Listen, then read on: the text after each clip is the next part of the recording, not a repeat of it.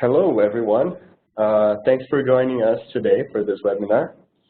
I am Rafael Pereira. I'm one of the directors of engineering at Data.World. I head up our initiatives around public API and integrations. I'm here with Rebecca Clay. Want to say hello? Yep. Hi, everybody. My name is Rebecca Clay, and I lead our user operations team at Data.World. So do a lot with our integrations and communities with Tableau and APIs, as well as head up user support. So helping with any integrations and issues with working with Data.World. Great. Couple of things. This session is going to be recorded for anyone who can't stay through the end, or for other folks you want to share the session with later on. And if you have any questions, please post them in the chat window of WebEx, and we'll look at them at the end. The way that we're going to do this today, I'm going to use a few minutes in the beginning to just introduce Data.World for some of you who might be new to it. Rebecca will lead the second half of the session. She is going to show our Tableau web connector in action, doing lots of interesting things with data from Data.World. So Data.World is a place for you to host data sets and data projects. But we do a little bit more than simply hosting your data for you. We make your data queryable, so once you upload your data and create a data set, we have an inference engine that will extract all the tabular data and will make it available for you to query using SQL. It makes all data sets linked, in that you can think of Data.World as an immense database with everyone's data sets in a way that they can be joined by common attributes.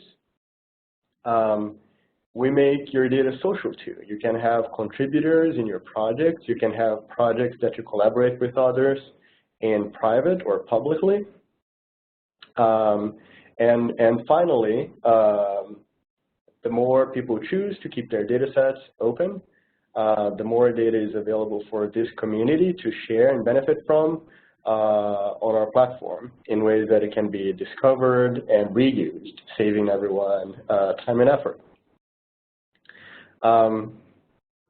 This is what our homepage looks like for someone who's logged into Data.World. On the left side, you can browse content by tags and find interesting people to follow. In the middle section, typically you will see updates from data sets that you've liked, people you followed, topics that you're interested in. There's also a section for featured data sets. Great if you're just browsing casually and you want to see interesting things that we have data for. On the right side, links to your profile, your data sets, and recent discussions. Because it is also social in a way that you can follow people and discover people who are doing things that might be interesting to you, people on Data.World have a profile page. Here you can see my profile and my data sets. You can see people who are following me or those who I'm following, and things that I've liked across the platform. Discovery is primarily based on search. So if I'm interested in hockey and I'm looking for data about hockey data sets, I can simply use keyword-based search, and this is what the search results page looks like. You will also find people, not just data sets. And depending on the task at hand, if you're really looking for something very specific, perhaps you're looking for a data set that has country-level information so that you can join with some country-level information of your own. You can consult your search manual and look for all the advanced search features right? For example, you can do joint keywords, disjoint tag search, user-specific search, search for organizations, time periods, and the list goes on. There's a lot of interesting things here, right? So instead of looking for hockey, I could perhaps look for NHL, right? Similar kind of results. Most of what comes back relates to hockey because it's tagged that way. Cool. So let's look at what a data set looks like. So the data set is the main entity on Data.World, right? Most of the time, you will browse with the objective of finding a data set that contains the data that you're looking for. This is basically what a data set page looks like. It starts with a summary, a brief introduction to the data that you're looking for, perhaps where it came from, definitions for concepts that might be particular to the domain of the data set. Then you can see a data dictionary, which is a comprehensive list of all the tabular data files that we've identified in this data set, and more importantly, with annotations that help you understand the data quickly. So in this case, for this particular file here, if I only had column names, perhaps I wouldn't know exactly what they mean. W, for example, it doesn't tell me a lot. But this data set owner, he actually worked on the data dictionary to tell us that that's wins, losses, ties, and the list goes on, right? So we really believe that data sets shouldn't be just about the data. The context around the data is just as important, and maintaining and collaborating on good summaries and good dictionaries go a long way towards helping people understand the data quickly. Beyond annotations, obviously, you can look at data previews, right? Here on the dataset page, you have sample data, and you can also switch over to some summary statistics. Here you will find, for example, for scoring, what kind of data it is. This, we believe, is a string and some sample values. And we do recognize certain types of variables to be different. Like in this case, if this is a numeric value, then what we'll try to give you is instead a distribution of values, right? Again, towards making understanding of the data on the platform as easy as possible. Data sets can have contributors. In this case here, the author started on his own, but as you can see, someone found this data set, thought it was awesome, expressed their favoritism for a team, and as it seems, engaged in a discussion with the author, became a contributor on the data set. So that way, people on the platform start to work together to improve the state of the data, to improve the state of the context and metadata on data sets, making it perfect for someone to just find and immediately start using it. Just to wrap up the dataset page here, you can choose to sort and filter files too. So as you can see, most of the data in this dataset is tagged as raw data, but apparently there's also some documentation and visualization. And we try to give you good renderings for again, additional information around the data that makes the understanding of it better.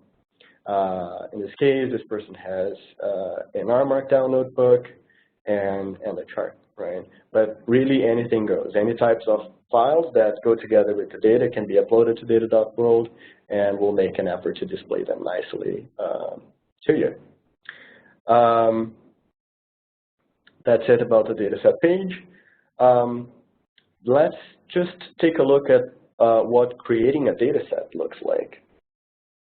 So in Data.World, this upper navigation bar is always available to you. That's where you start searches from, and you can create a dataset right from here. I'm going to use a database that is used to teach people how to work with relational databases.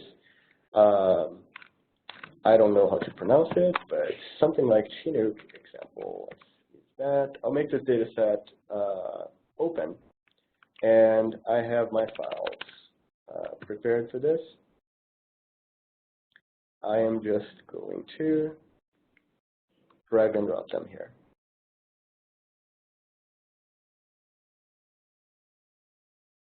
Oops.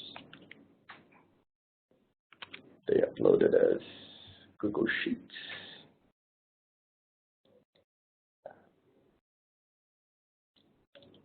But I have them elsewhere.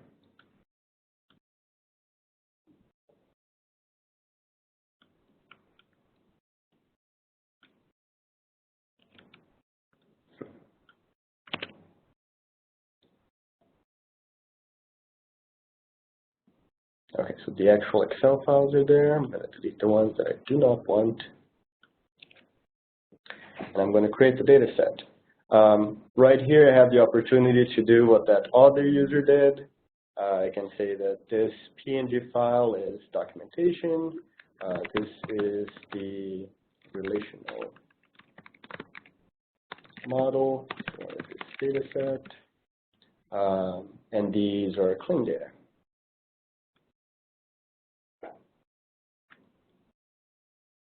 The data set is processed. I can see my data here. And the thing that I didn't show when we were looking at the hockey data set is that once the data is in, well, before I go there, as the author, I have all these fields now available for me to continue to edit them. So I'm going to skip through this, but I could add a description, summary, enhance my data dictionary. What I want to show is a little bit about querying data on Data.World. This is the query editor. You can write queries in SQL or Sparkle. Sparkle is a semantic web query language for RDF. I will focus on a SQL example here, given that that's what people most commonly know.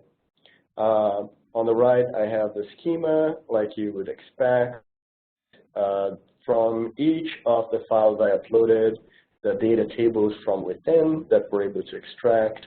So selecting all the records from the album table is just as easy as select star from album. And as you would expect, I mean, I can use join clauses and where clauses here to subset my data and reshape it in any way I want. Rebecca is going to show that in more detail in her example.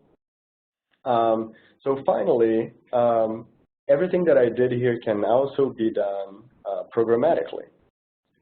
For folks who are more technical, we have a REST API. And this is our documentation portal. As you can see here, you can create a data set via API. And do other things too, like retrieve data set information, upload files, and query data on the platform. This is like the lowest level of programmatic access one can have to the platform via the API. We have started working with partners and investing ourselves into building higher level integrations to make it even simpler for people to use Data.World together with their favorite toolchain, right?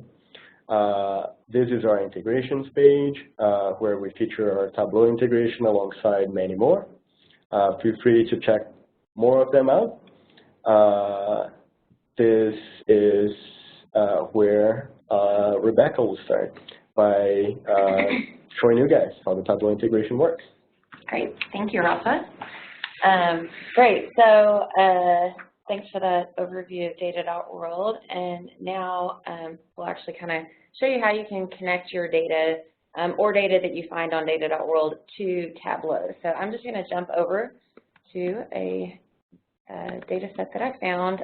So one of our members uploaded this just last week. It's a data set of all the Bigfoot sightings that has happened in the U.S., which I thought would be pretty cool to map out.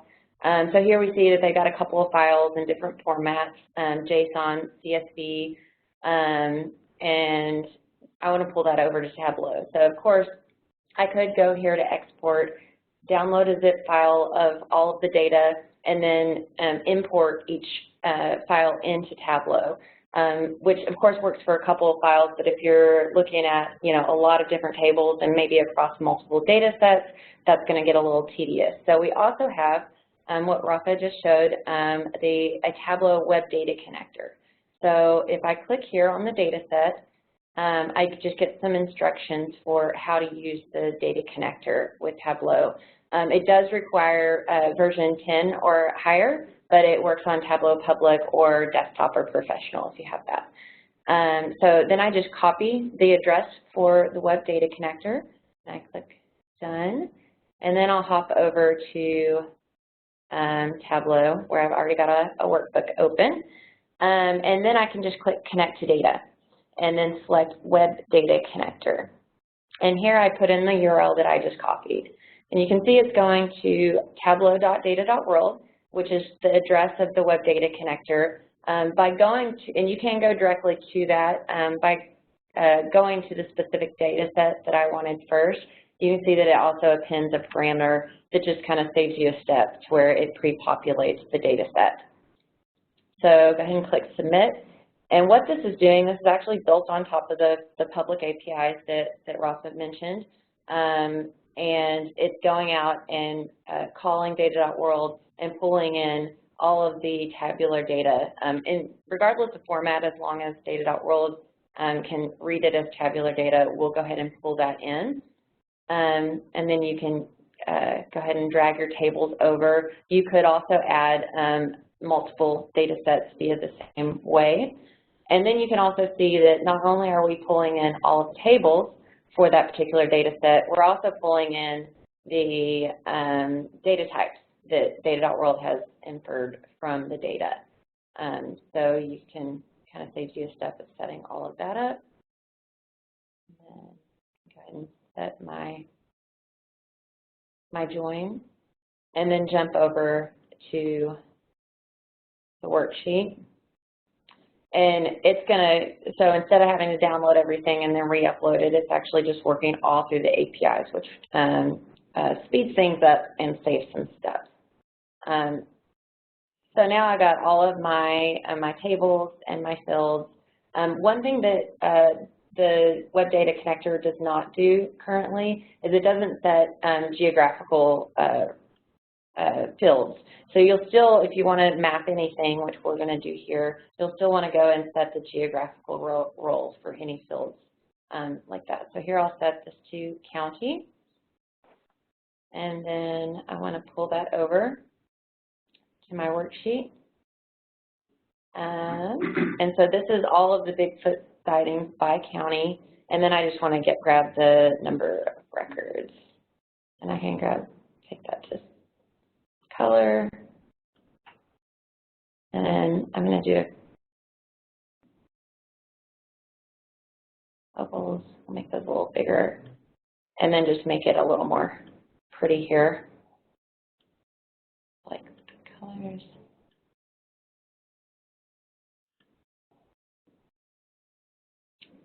And then I'm just going to change my map layer so it stands out a bit more.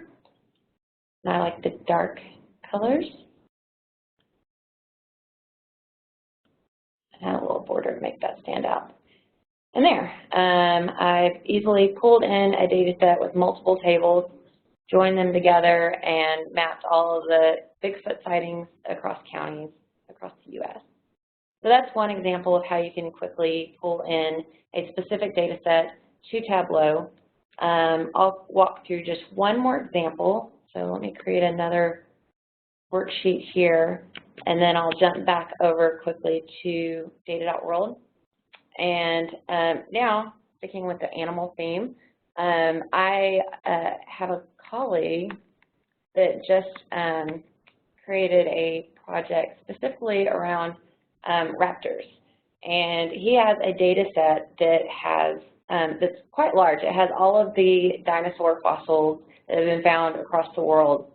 But since I could just import that data set to Tableau, but it's quite large, and all I care about is raptors. So I'm going to go into the workspace, and this looks a little different than what Rafa showed earlier, but it's essentially the same thing where you can actually store queries.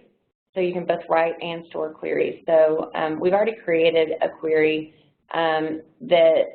where we're joining that dinosaur data set with a countries data set. So I can get some actual countries in my query, and it's just specific fields that I want, and it's specifically around the family of dinosaurs that contains all of the raptors. So instead of pulling in that huge dinosaur data set, I can just focus on what I'm interested in. And then here I've got, again, that export button where I could download it and import it into Tableau, but I can also just go to the Tableau option, and it's the exact same process. I just get a new web data connector URL that I can copy. Done. And jump back over to my worksheet and click Connect to Data and Web Data Connector and enter that. And now you can see it's the same URL. It's still the tableau.data.world, but I've got a couple of additional parameters that just pulls in the query type, because we, of course, support both SQL and Sparkle, as well as the query that my saved query from Data.World. And then I can click Submit. And it's, again, just pulling in the specific data that I wanted from Data.World. So, again, instead of having to import that super large data set and filtering in within Tableau, I can actually just pull in exactly what I want and go and get straight to work on my worksheet. So we'll just quickly walk through a similar process as we just saw with the Bigfoot data, where I can set my geographic location. So this is country, and then drag that over, and then just the number of records for the color, and then we can tweak the settings a little bit on the colors. And I'm going to increase this a little bit so it stands out a bit more. And then now you can we've quickly mapped the number of raptor specimens that have been found across the world. See that North America is primarily where they lived. And that's pretty much everything. So those are the two main ways that you can pull in data from Tableau, so both through the query or specific data sets. And of course, this is newer functionality. It's built on top of our public API, so we're going to continue to build this out to have more functionality. But if you do have feedback or anything on any of that, just reach out to us at help@data.world. And at that, we can go ahead and open it up for Q&A. Yeah, one little thing I would say is once you create a workbook with a data source that's set up with our web data connector, and you publish that workbook, Tableau server will continue to update. So people can continue to collaborate on the data set and change the data, and your visualization will remain up to date without any further work required. Great. So if you have any questions, we've got the chat window going, so you can just post your questions into the chat.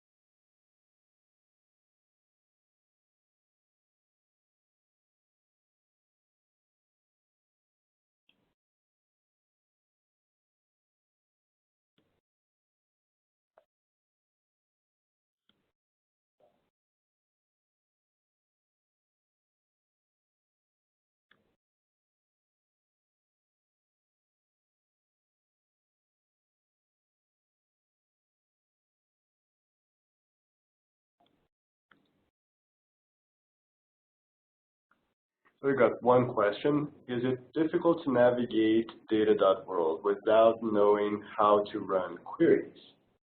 Well, I think we saw that it's not, right?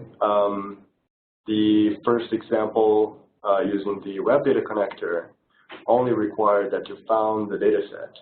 And when you connect Data.World, without having to write a query, in Tableau you will see all the data tables from that data set, and you can simply pull those in to create a visualization like you would with a normal database in Tableau.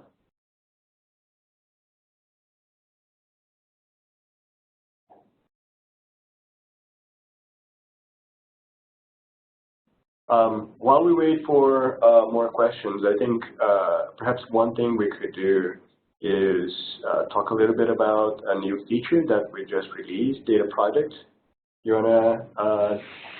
I can show that really quickly. In the beginning, one thing I mentioned Data.World does is make data linked. And when you look at individual data sets on the platform, even though you could write a query to link them together, they are set up individually. With a data project, which is this slightly different UI you're seeing here, the idea is that you start maybe with a problem question or a hypothesis, right? And you find one or more data sets that can be used together to answer your questions or enlighten a topic. This example here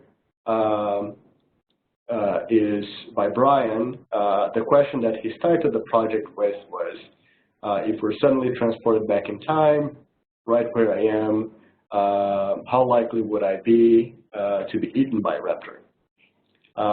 Kind of funny, but if you see here in the workspace, he basically is using now 3 data sources. Every project has its own data files, but he has linked 2 additional data sets. And it is by using these related data sets that he managed to create the query that Rebecca used in her example.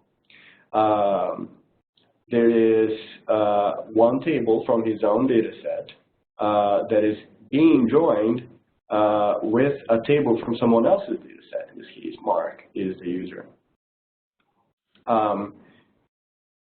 So back here in the main UI, after having used the data and written that query, Brian went ahead and started to compile some insights from the knowledge that he was able to derive from those data sets used together in this context.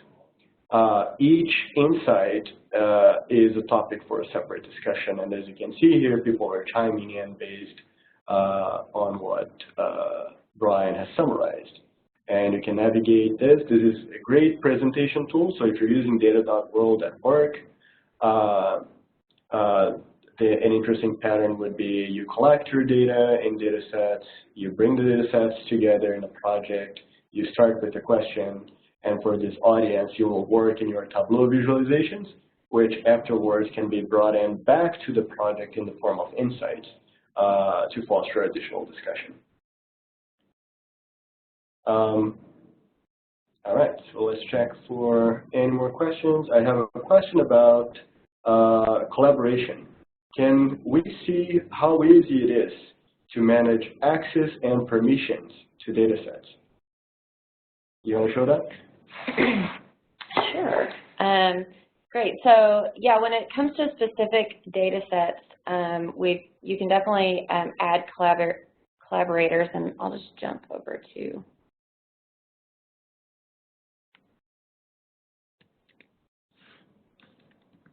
I'll just jump back to, actually. Just go to my profile. Yeah, we'll go to one of Rafa's data set. So let's look at the data set that he just set up. So yeah, whenever you want to add a contributor, You can both add people via their Data.World username or full name if they're already a member of Data.World, or if it's somebody, a colleague or a friend that you want to work on, it's not on Data.World yet, you can just put in their email address here, and we'll invite them both to your data set as well as Data.World. So I can just put my name in and find me, so it automatically finds me in the search. And then the different permissions, so you can select if you want them just to view only. So this is really good if you have a private data set that you're working on. So unless you're a contributor, then you wouldn't be able to see it. So you can invite people to private data sets that you're working on that you want to get their feedback on. And then they could, of course, post to your discussion, so they can still contribute it in some ways. Or you can actually have them where they can edit the data set. So the view and edit would allow them to also update like the summary and the files and things like that. And then finally, view, edit, and manage actually makes them more like an admin on the data set, so they could not only modify the data set, but also the settings on the data set, so they could make it open or if it's private or vice versa. And they could also invite other people to the data set. And then just pick the permissions that you want, and then you can invite the contributor. And if you're ever in doubt, in this screen there's always a link to our help page explaining what people can do with different permission levels. Right. Yeah. If you are part of an organization, a company or a department, and you have a number of data sets that need to be shared with the same group of people, we support that too. At the moment, to create an organization, it's your support channel. We'll do that for you. Soon enough, it's going to be part of the site and something you can do on your own. Right.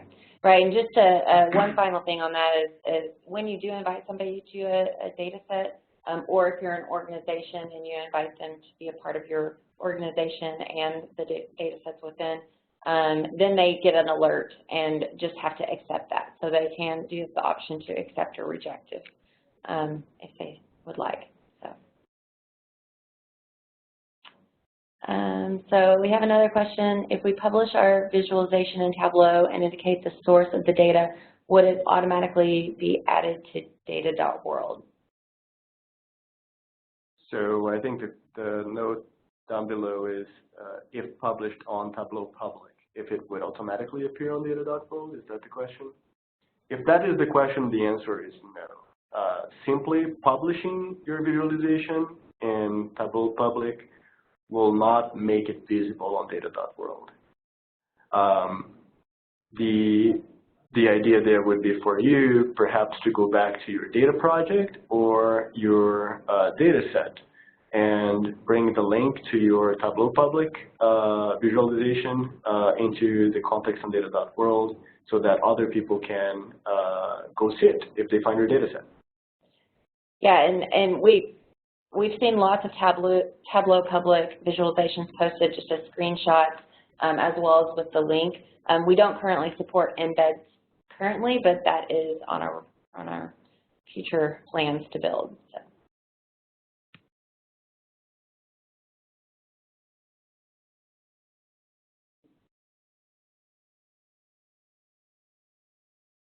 I think that's it.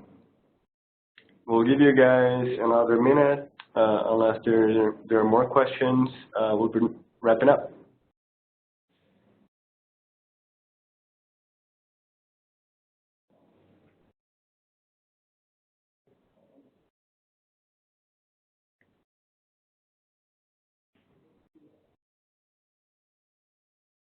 All right.